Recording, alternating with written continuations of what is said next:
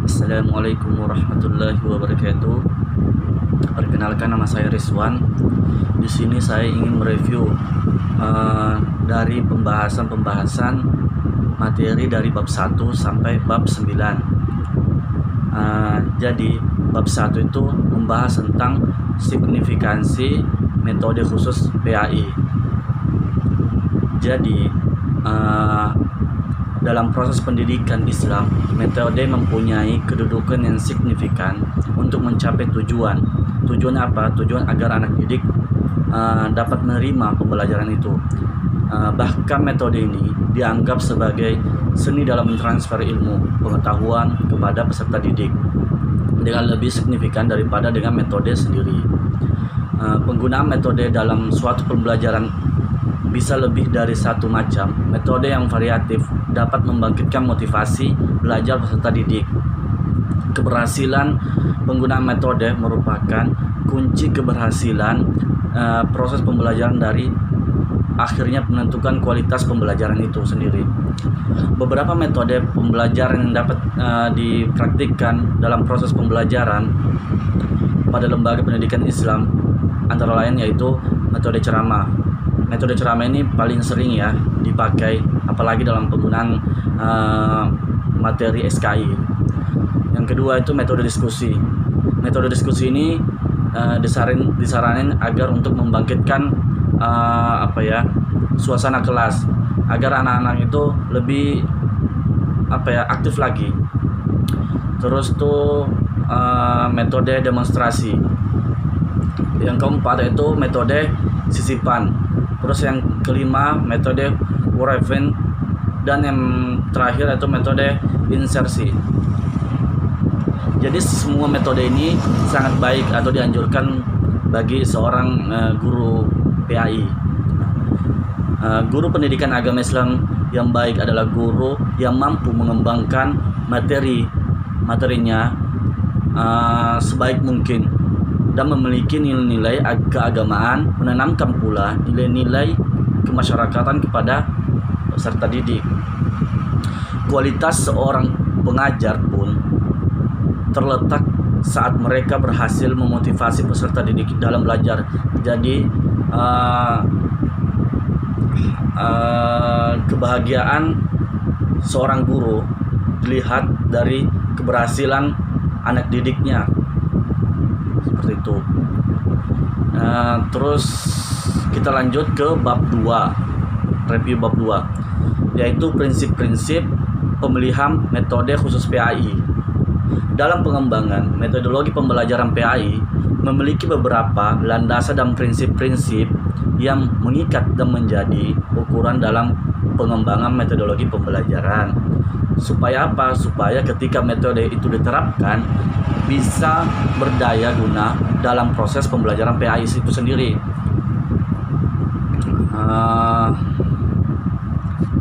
Pertama, prinsip metodologi pembelajaran PAI ini itu harus dapat memungkinkan pembelajaran PAI terpusat pada guru dan siswa yang menjadi komponen penentu dalam pembelajaran, yaitu terjadinya interaksi antara guru dan siswa bersama-sama dalam situasi edukatif untuk mencapai tujuan pembelajaran itu sendiri. Dalam hubungan ini, tugas guru PAI bukan hanya menyampaikan pesan berupa materi pembelajaran, melainkan pemahaman, sikap, dan nilai pada diri siswa yang sedang belajar. Dengan kata lain, meliputi ranah kognitifnya, afektifnya, dan psikomotoriknya. Jadi ketiga ini diusahakan agar anak didik menguasainya gitu loh. Terus yang kedua itu landasan-landasan dalam pengembangan metodologi pembelajaran PAI, yaitu landasan filosofis, landasan historis, dan landasan teoritis gitu. Dalam metode mengajar terdapat prinsip-prinsip yang harus diperhatikan dalam pelaksanaannya. Prinsip-prinsip itu sendiri adalah individualitas, motivasi, aktivitas, minat, dan perhatian, keperagaan, pengulangan, keteladanan, dan pembiasaan. Prinsip-prinsip tersebut tidak berdiri sendiri, melainkan saling berhubungan erat satu sama lain. Dengan prinsip-prinsip tersebut diharapkan pengajaran yang diberikan dapat membawa hasil yang memuaskan gitu. Terus kita mereview ke bab 3, yaitu tentang penyerapan metode pada materi pendidikan agama Islam.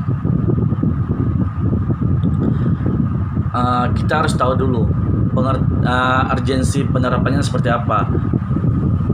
Pengertiannya itu urgensi penerapan metode pembelajaran PA itu adalah keperluan yang mendesak akan pentingnya penerapan ilmu yang membahas tentang cara dalam pelaksanaan proses interaksi peserta didik dengan pendidik dan sumber belajar pada suatu lingkungan.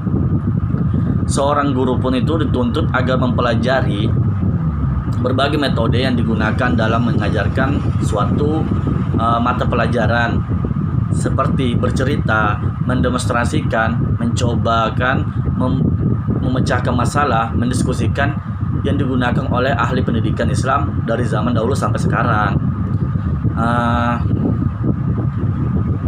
Dan juga seorang pendidik itu harus mempelajari prinsip-prinsip metodologi dan ayat-ayat Al-Quran dan sunnah-sunnahnya, agar ketika anak didik bertanya, kita punya landasan. Metode yang berhubungan erat dengan tujuan pengajaran dan situasi pembelajaran dalam pemilihan metode ini itu harus diperhatikan juga syarat-syaratnya. Syarat-syaratnya apa aja? Yang pertama itu metode dapat membangkitkan motivasi, minat, dan gairah belajar. Terus yang kedua, metode menjamin perkembangan kegiatan kepribadian murid. Yang ketiga, metode memberikan kesempatan bagi ekspresi dan kreatif bagi murid. Terus yang keempat itu metode dapat merangsang keinginan murid belajar lebih lanjut. Terus yang kelima, mendidik murid dalam teknik belajar sendiri. Terus yang keenam, menanamkan nilai-nilai dan sikap utama.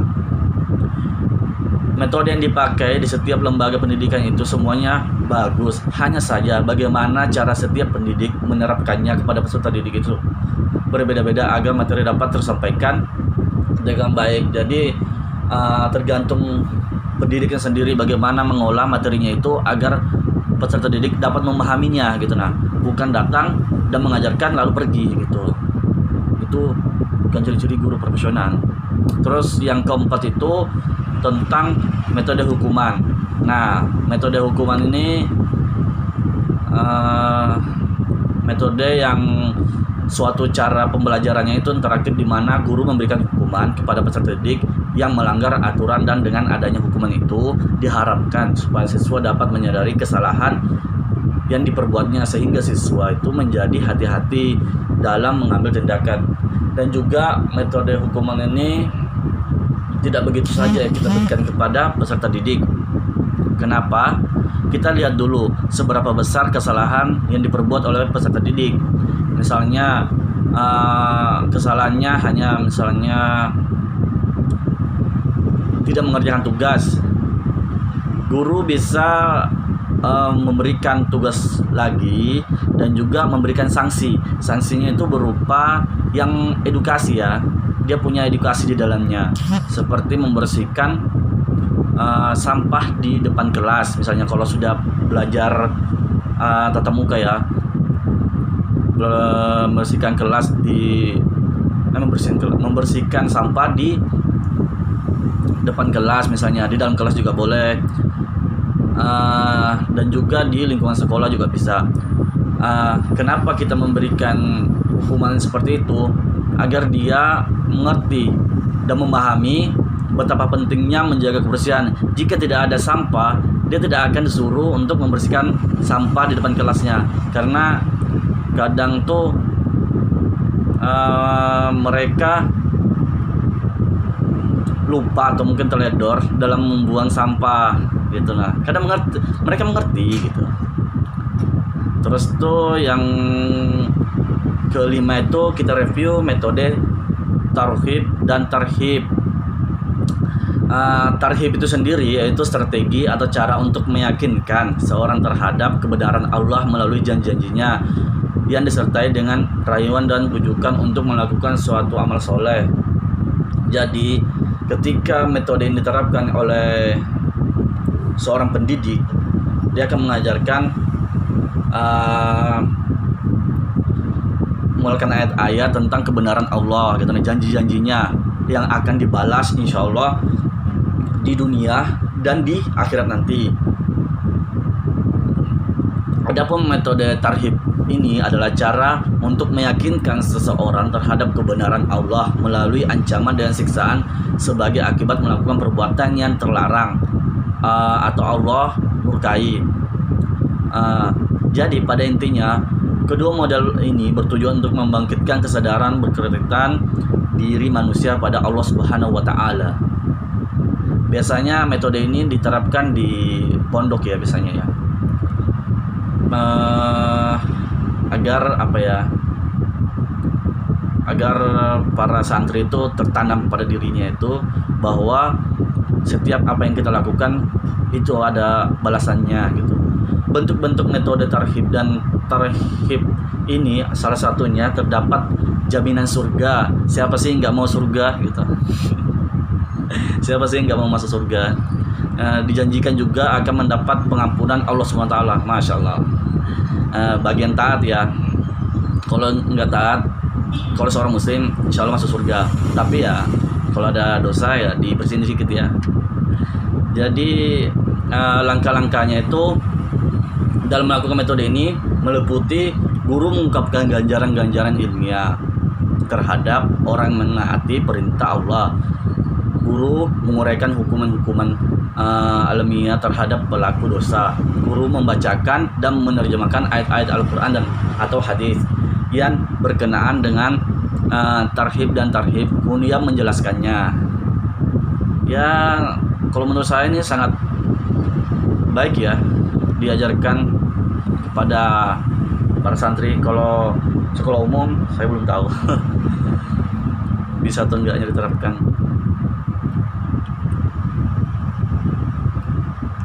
Ke 6 tentang metode perbandingan yang komparatif. Metode perbandingan ini adalah sebuah penelitian pendidikan dengan menggunakan teknik perbandingan satu objek dengan objek yang lainnya.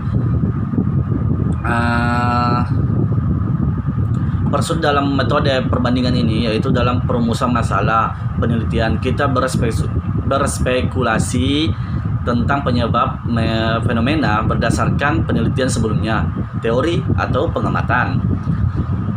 Penentuan kelompok yang memiliki karakteristik yang ingin diteliti. Pemilihan kelompok berbandingan dengan mempertimbangkan karakteristik atau pengalaman yang membedakan kelompok harus jelas dan didefinisikan secara operasional. Pengumpulan data dilakukan dengan menggunakan instrumen penelitian yang memenuhi persyaratan validitas dan reliabilitas dan analisis. Data dimulai dengan analisis statistik, deskriptif, menghitung rata-rata dan simpangan baku. Ada beberapa kelebihan dari metode perbandingan ini, yaitu diantaranya metode komparatif dalam suatu penelitian yang layak pada banyak hal bisa metode eksperimental tidak memungkinkan untuk dilakukan dan memperbaiki teknik metode statistik dan desain dengan mengontrol fitur-fitur secara parsial. Adapun kelemahannya dari metode perbandingan ini yaitu penelitian tersebut tidak mempunyai kontrol terhadap variabel bebas dan sukar memperoleh kepastian fakta bahwa penyebab yang relevan telah benar-benar mencakup dalam kelompok faktor-faktor yang telah diselidiki. Terus kita lanjut ke bab 7 ya, tentang metode kias. Apa itu kias? Kias secara etimologi itu berasal dari bahasa Arab yang merupakan bentuk masdar yang berarti mengukur, membandingkan, menganalogikan, menyamakan. Sedangkan menurut istilah terdapat beberapa definisi yang diberikan para ulama atau para ahli. Ahli apa? Ahli usul fikih dalam berbagai redaksi yang berbeda, namun pada dasarnya memiliki substansi makna yang sama, yaitu suatu upaya seorang mujtahid dalam menghubungkan sebuah peristiwa. Jadi pada intinya metode kias ini membandingkan apa yang misalnya tidak ada di zaman Rasulullah tetapi hampir mirip dengan ada yang di setelah zaman Rasulullah. Contohnya kita ambil ya, kita menganalogikan tentang narkotika. Yang pada zaman Nabi Muhammad SAW itu tidak ada dengan khamar atau minuman memabukkan karena sifat. Kita membandingkan narkotika dengan khamar karena sifatnya itu menimbulkan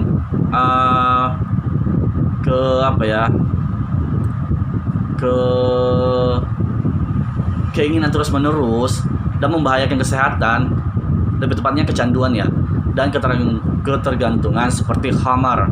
Karena di zaman Rasulullah itu khamar atau minuman yang memabukkan. Maka narkotika ini dianggap sama hukumnya, yaitu dianggap haram, sama seperti khamar, karena membuat orang jadi kecanduan, memabukkan dan merusak diri sendiri. Kesehatan tuh digerogoti lah. Rukun-rukun kias ini sendiri itu ada 4, yaitu al-asal, al-far'u, hukum asal, dan illat. Kias ini ditinjau dari segi illat yang ada pada asal dan far'u, terbagi menjadi 3, yaitu kias aula, musawi, dan kias adna. Sedangkan dari segi jelas dan tidak jelasnya illat, kias terbagi menjadi 2, yaitu kias jali dan kias khafi. Nah, itu dari hasil review saya tentang kias. Terus lanjut ke bab 8, penerapan metode khusus PAI dengan alat peraga atau alat bantu bagi seorang pendidik dalam menyampaikan sebuah pembelajaran. Jadi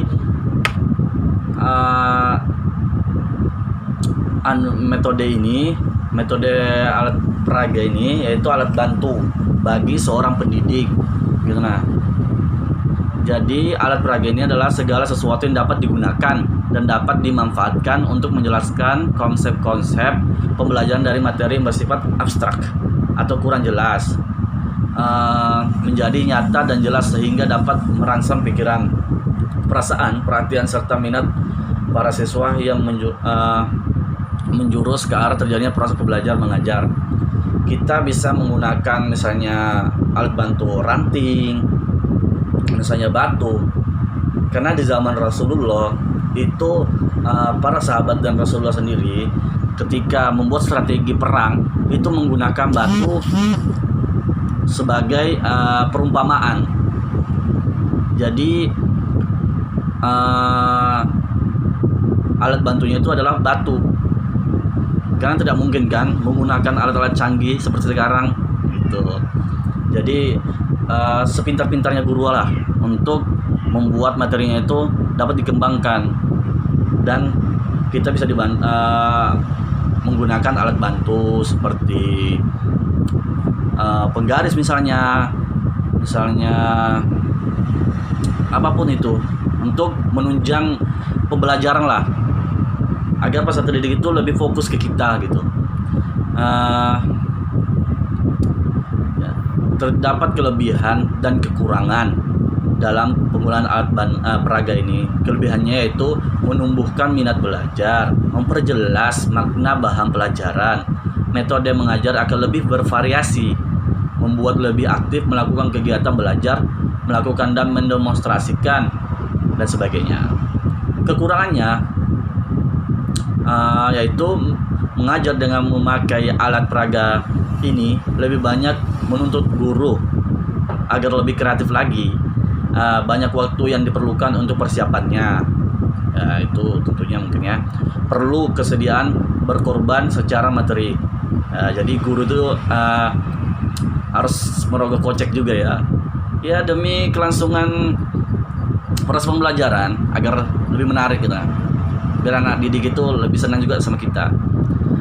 Dengan bantuan penggunaan alat peraga ini dalam pembelajaran diharapkan dapat memberikan permasalahan-permasalahan menjadi lebih menarik bagi anak yang sedang kita ajar gitu. Jadi karena pertemuan-pertemuan yang diperoleh dari aktivitas anak biasanya bermula dari munculnya hal-hal yang menarik, merupakan suatu hal yang baik ya. Jadi kita lanjut review ke bab yang terakhir, yaitu bab 9, yaitu evaluasi khusus pembelajaran PAI. Evaluasi ini sendiri merupakan salah satu komponen dan sistem pendidikan Islam yang harus dilakukan secara sistematis dan terencana sebagai alat untuk mengukur keberhasilan atau target yang akan dicapai dalam proses pendidikan Islam dan pembelajaran. Jadi evaluasi ini diharuskan bagi semua guru ya, tidak hanya guru PAI tapi semua guru, agar guru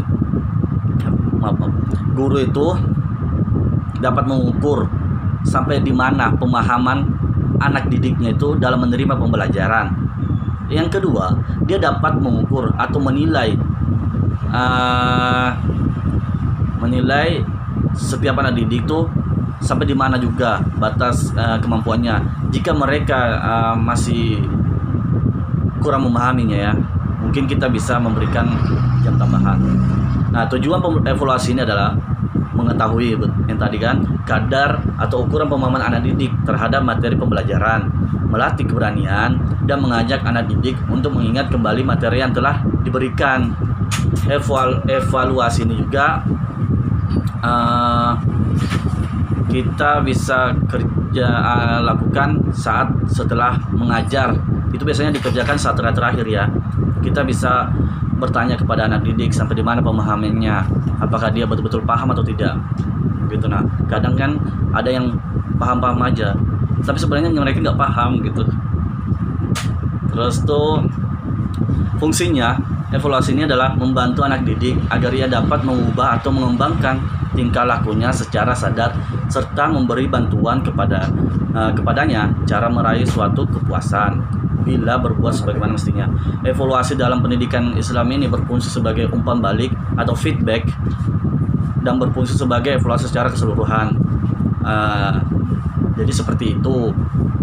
Mungkin sampai sini saja ya dari review materi dari bab 1 sampai bab 9 yang saya pahami gitulah. Terima kasih. Wassalamualaikum warahmatullahi wabarakatuh.